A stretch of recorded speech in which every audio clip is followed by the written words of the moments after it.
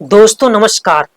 क्या सच में देश की विदेशी नीति खोखलेपन का शिकार हो रही है? जी हाँ, क्योंकि 2014 से लेकर के अब तक भारत देश के प्रधानमंत्री माननीय नरेंद्र मोदी 89 देशों का विदेशी दौरा कर चुके हैं। इससे देशवासी यह अंदाजा लगा रहे थे कि यह विदेशी दौरा प्रधानमंत्री जी का बड़े काम का है और कठिन वक्त के दौरान यह बहुत बड़ा काम आएगा।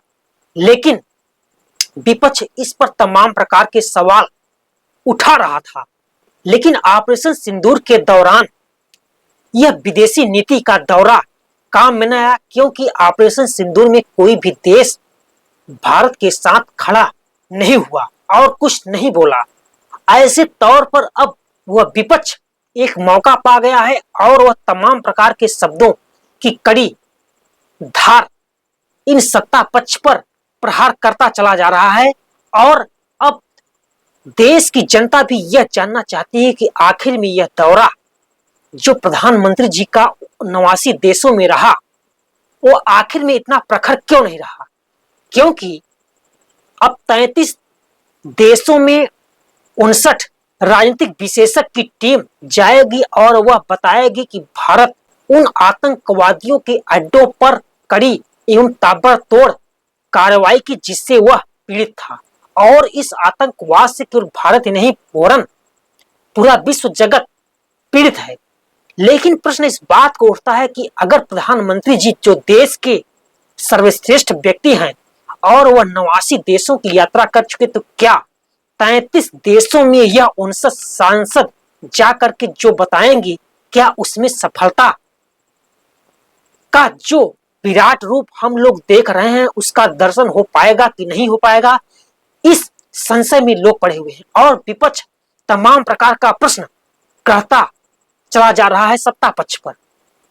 और विपक्ष ने तो यहां पर भी बता दिया था कि कितना विदेशी दौरे पर खर्च हो रहा है, वह इसका भी प्रश्न उठा रहा था। लेकिन कोई भी प्रधानमंत्री अगर चाहे सत्ता पक्ष का हो या उसके पहले का पक्ष का हो, अगर वह जाएंगे तो वह खर्च होगा।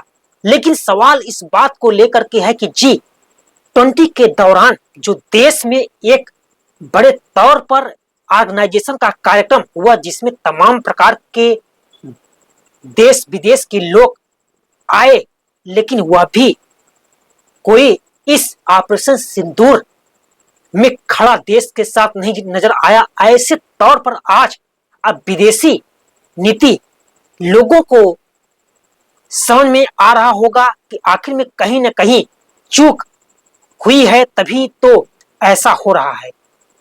क्योंकि 1971 ईस्वी में जब भारत और पाकिस्तान के बीच जो जंग बांग्लादेश को लेकर के हो रही थी, उसमें रसिया एवं तमाम प्रकार के देश भारत के साथ खड़े थे।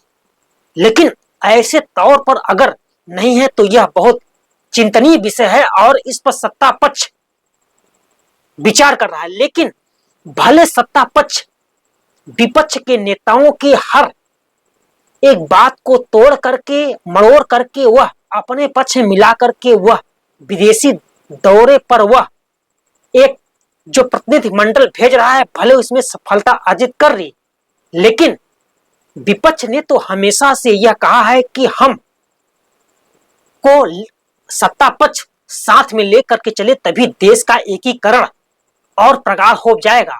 लेकिन आज वह विपक्ष की बात समझ में आ रही है, क्योंकि माननीय प्रधानमंत्री जी को और सत्ता पक्ष को विपक्ष के नेताओं को भी साथ में लेने की जरूरत आखिर में पड़ ही गई।